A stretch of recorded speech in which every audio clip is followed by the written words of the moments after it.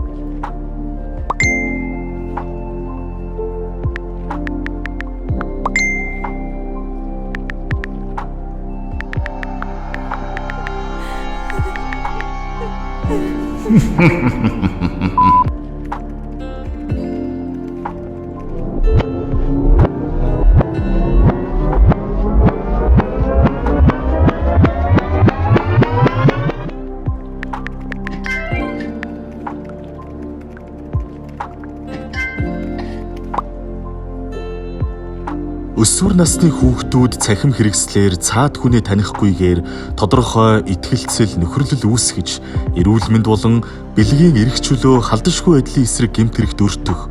Нөгөө талаас насанд хүрээгүй хүүхдүүдэд садар самууныг сурталчлан тэднийг уруу татагдах эрсдэл дүртэх аюулаас хамгаалцгаая.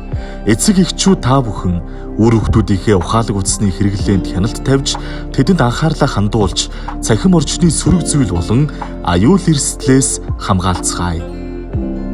Баян-Улгийн аймгийн прокурорын газар.